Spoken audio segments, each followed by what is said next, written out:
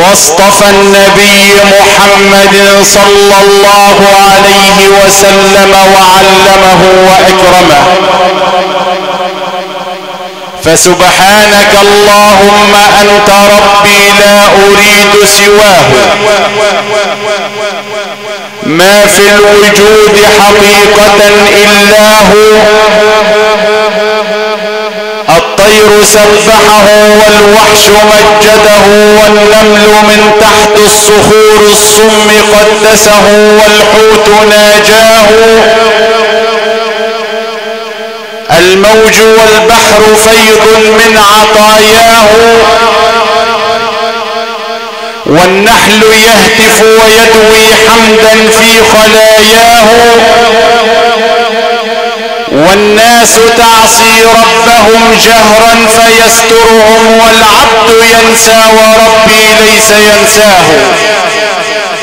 وأشهد أن سيدنا ونبينا وعظيمنا وأستاذنا وقدوتنا ومعلمنا ومخرجنا من الظلمات إلى النور محمدا. فمن أراد من بعد الضلالة أن يهتدي وأن يكون النبي شافع له في غد، وأن يسعد سعادة إلى الأبد، فليرفع صوته بالصلاة على البشير محمد. صلاة وسلاما عليك يا من أيده ربه بالمعجزات والحكم. صلاة وسلاما عليك يا من قلت للناقة اشهدي بأني رسول الله قالت لك نعم. صلاة وسلاما عليك يا من شق صدره وهو صغيرا ولم يشكو لذلك من ألم. صلاة وسلاما عليك يا من مدحه ربه في نون والقلم. صلاة وسلاما عليك يا من رفعت إلى السماوات العلى، وكان جبريل لك من جملة الخدم. صلاة وسلاما عليك يا من قلت أمتي يا ربي أجرها من النيران، فقال لك نعم نعم، فأنت لها عز وكنز، وأنت لها تشفع يا نبي إذا ما سلت القدم. فاللهم صل وسلم وزد وبارك عليه وعلى كل من يصلي عليه، صلاة ترضيك وترضيه حتى تدخلنا مدخله كما آمنا به ولم نره يا رب العالمين. وبعد، الجمع الطيب الكريم، استمعت وحضراتكم إلى علم من أعلام دولة التلاوة، وهو أجل أن يعرف به. القارئ التقي الولي، ودائما وأبدا حينما أستمع إلى هذا الرجل نقول ما خرج من القلب لا بد أن يصل إلى القلب. سيدنا الشيخ محمود الخش أطال الله في عمره وجعل ثواب ما تلاه في ميزان حسناته. استمعت إليه وهو يتلو علينا من صدر سورة النساء، بدأ بدأ تلاوته بقول ربي جل في علاه: يا أيها الناس اتقوا ربكم الذي خلقكم من نفس واحدة وخلق منها زوجها وبث منهما رجالا كثيرا ونساء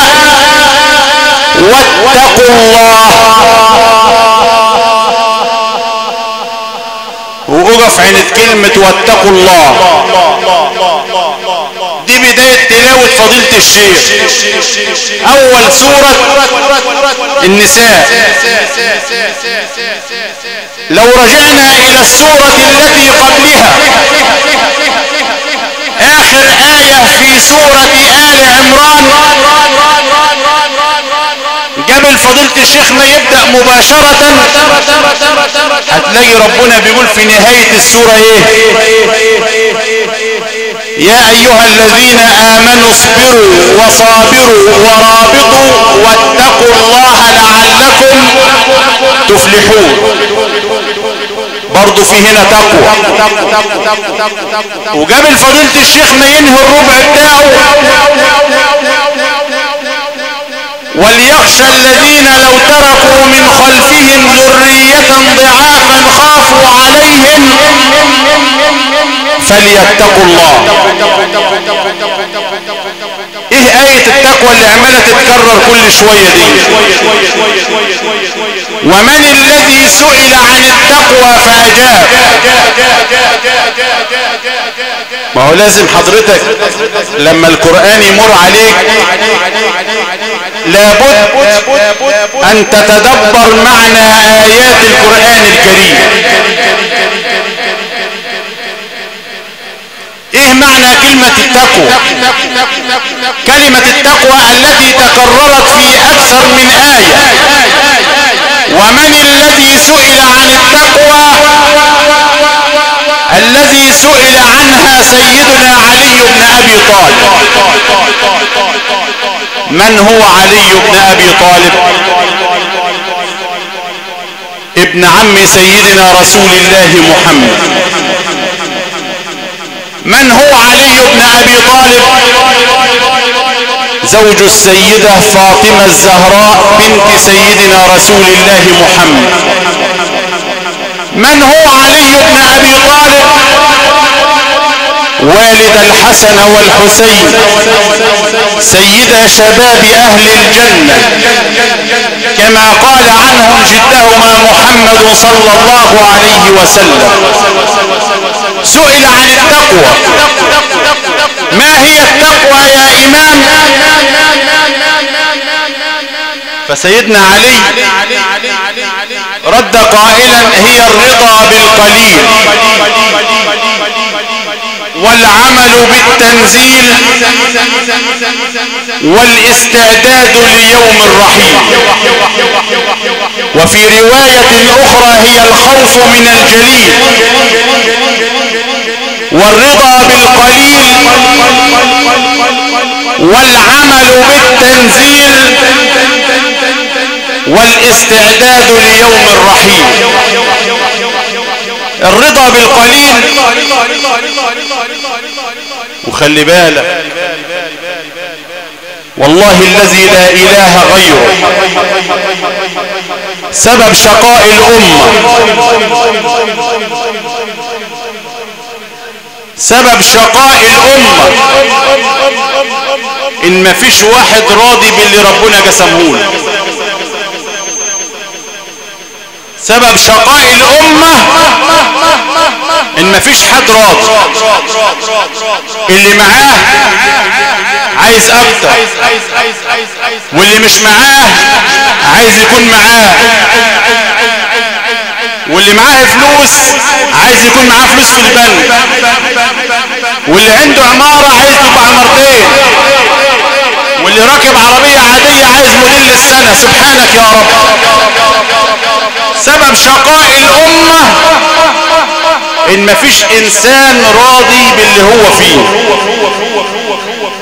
فمن أين تأتي التقوى التي قال عنها سيدنا علي بن أبي طالب: هي الرضا بالقليل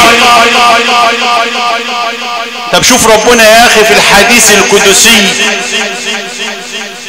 رب العزة جل وعلا يخاطبك قائلا لك عبد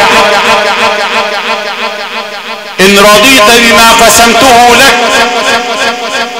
ربنا اللي بيقول ان رضيت لما قسمته لك ارحت قلبك وبدنك وكنت عندي محمود، وإن لم ترضى لما قسمته لك سلطت عليك الدنيا. هنا اللي بيقول الرضا بالقليل، سلطت عليك الدنيا تركض فيها ركض الوحوش في البرية ولا يكون لك منها إلا ما قسمته لك. الرضا بالقليل والعمل بالتنزيل. خلي بالك، قلنا التقوى هي الرضا بالقليل والعمل بالتنزيل. العمل بكتاب رب العزة جل وعلا وهو القرآن الكريم الذي قال عنه النبي محمد صلى الله عليه وآله وسلم تركت فيكم ما إن تمسكتم به لن تضلوا بعدي أبدا كتاب الله وسنتي. عايز تمشي على الطريق المستقيم وعايز تمشي وربنا يصلح حالك في جميع احوالك لابد تعمل بحاجتين سيدنا النبي محمد وصى بهم: تركت فيكم ما ان تمسكتم به لن تضلوا بعدي ابدا كتاب الله وسنتي. فوالله الذي لا اله غيره ما هانت الامه ولا شقت الامه ولا زلت الامه الا بسبب البعد عن كتاب الله وبسبب البعد عن سنة رسول الله محمد صلى الله عليه وآله وصحبه وسلم. الرضا بالقليل والعمل بالتنزيل والاستعداد ليوم الرحيل الموت التي نحن في صدده الآن. الاستعداد ليوم الرحيل الموت الذي لا يترك صغيرا لصغر سنه ولا كبيرا لهرم.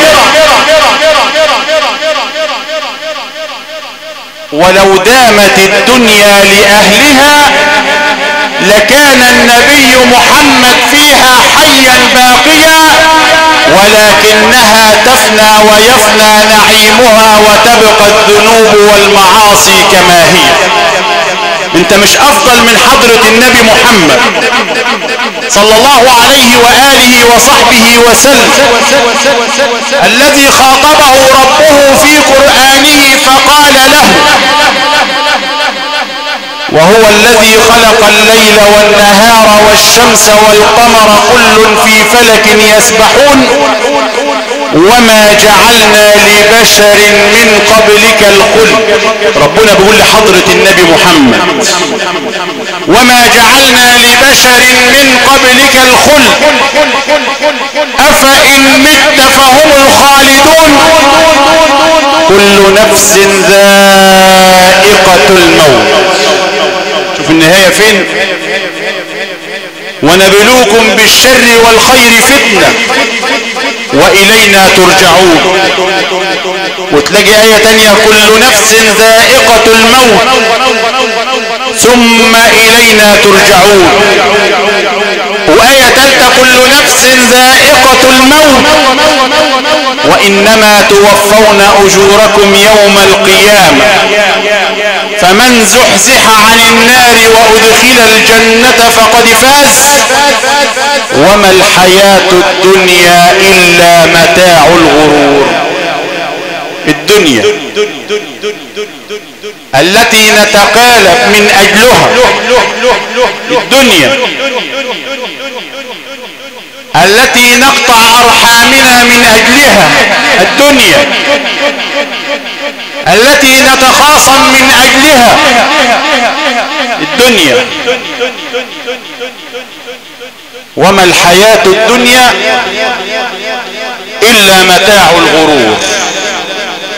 هتعيش قد ما تعيش، فانت رايح فين؟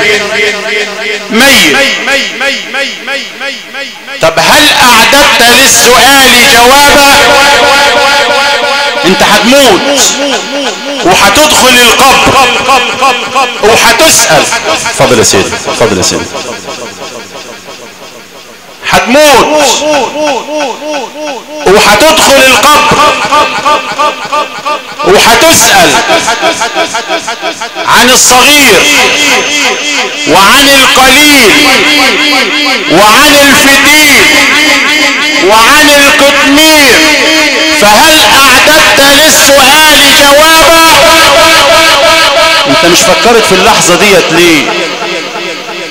الدنيا لهياك ليه؟ ما فكرتش لحظة دخولك القبر ليه؟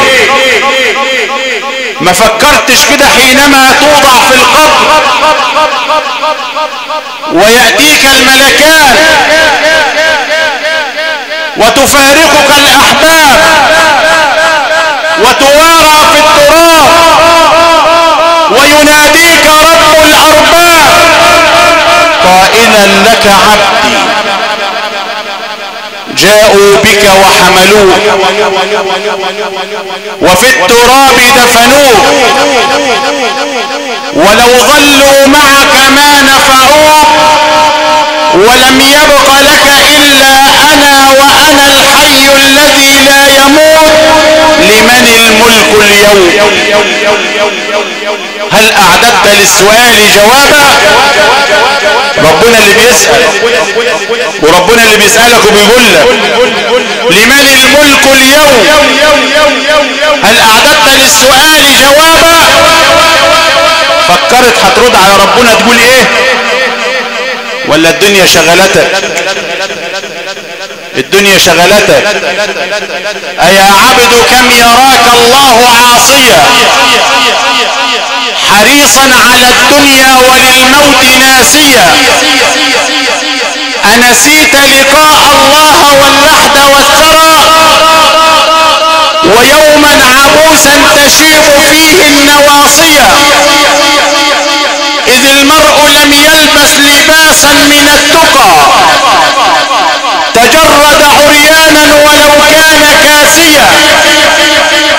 لو كانت الدنيا تدوم لأهلها لكان النبي محمد فيها حيا باقيا، لكنها تفنى ويفنى نعيمها وتبقى الذنوب والمعاصي كما هي. هل أعددت للسؤال جوابا؟ هل عملت للموت وسكرته؟ هل عملت للقبر وظلمته؟ هل عملت للصراط وزلته؟ هل عملت ليوم القيامة ووحشته؟ أسئلة. ومن يجيب؟ قدم لنفسك خيرا وأنت مالك لمالك. انت لسه في الوسع. شوف شوية حر، درجة الحرارة عالية شوية، مفيش واحد فينا قاعد طايق الهدوم اللي عليه، وساعة الكهرباء ما بتقطع كأنك بتموت. فما بالك وأنت في أرض المحشر والكل في هذه اللحظة يقول نفسي نفسي، حتى الأنبياء. لكن البشرية تجتمع في أرض المحشر. يا آدم اشفع لنا عند ربك. يقوم يقول نفسي نفسي، اذهبوا إلى غيري، اذهبوا إلى خليل الرحمن إبراهيم.